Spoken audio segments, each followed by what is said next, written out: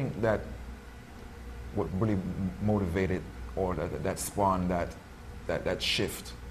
Well, it has nothing to do with consciousness and awareness and the ability to be more with God and more in tune with nature. Okay. It has nothing to do with that. It's just another method to exploit. Money.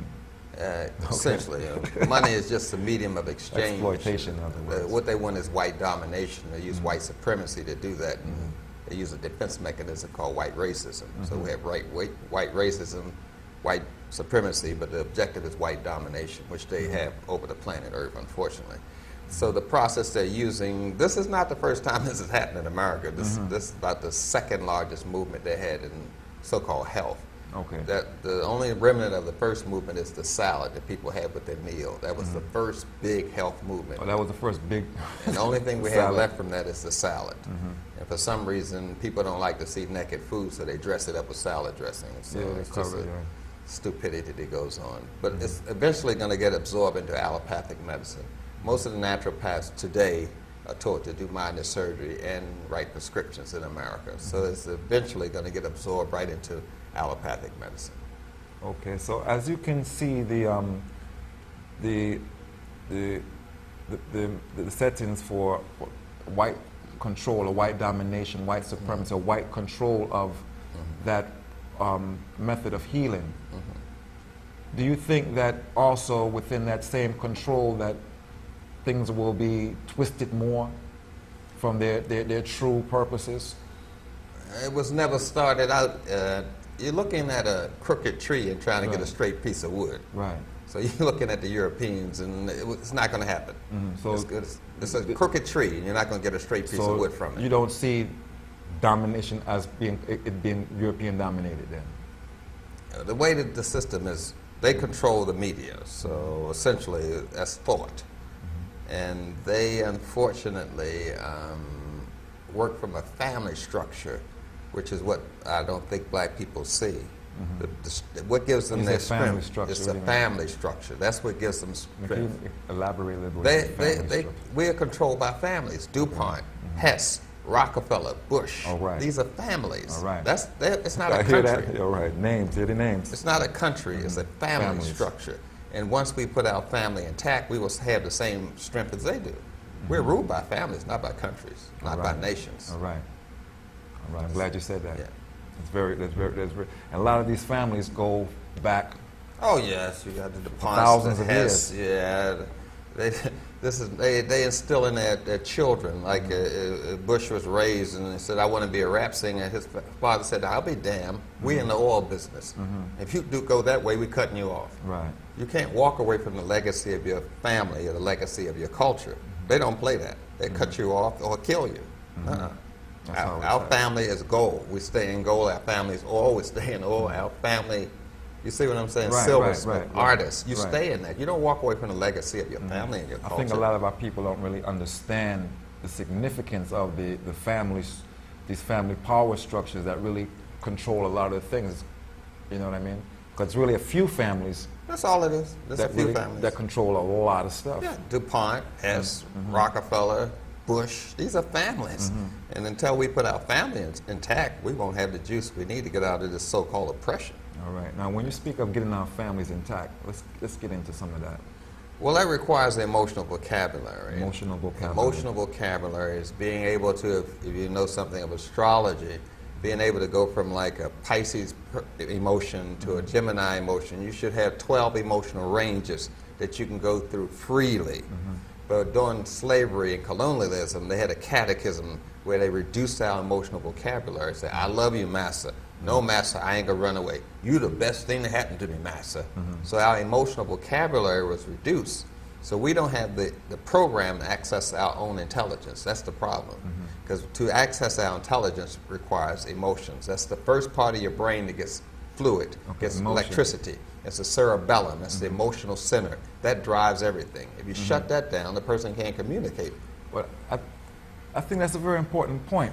That's a very important point because I noticed that within this oppressive system that it's projected to not come into a oneness with your emotions. That's correct.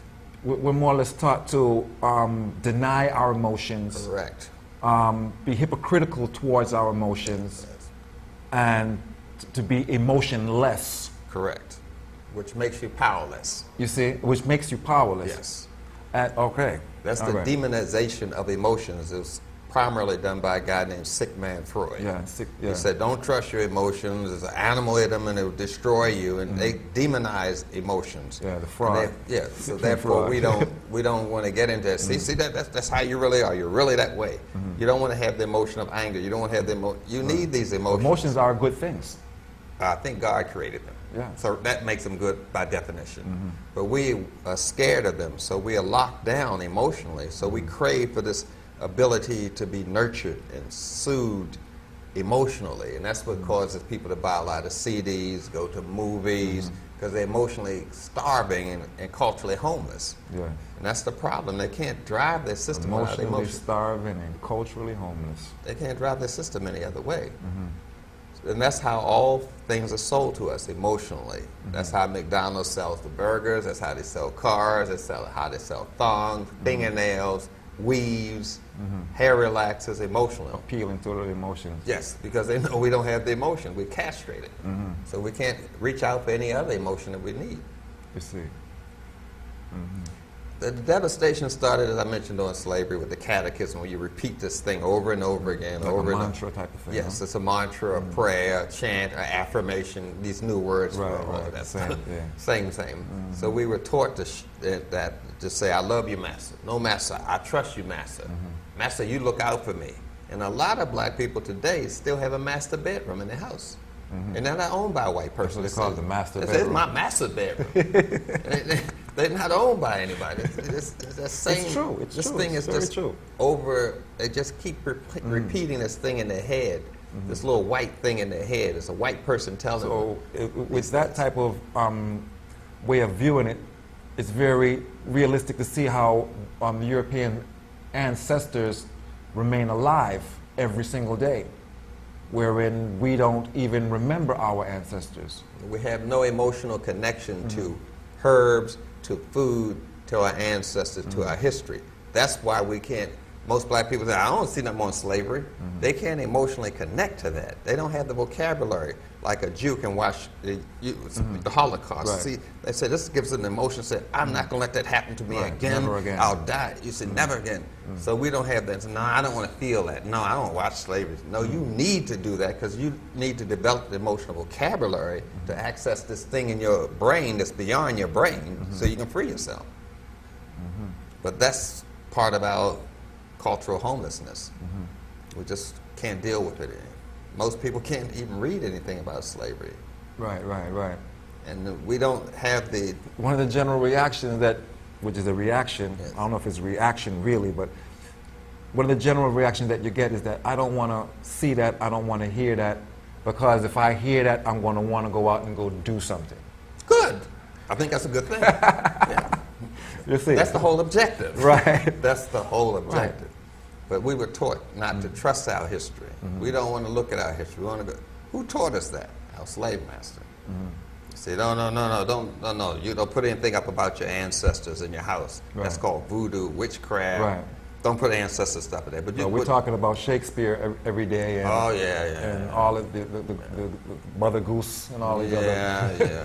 All that. The thing is that we have to be emotionally connected to the herbs. Emotionally connected. And emotions are given to you by your culture. Your culture gives you a belief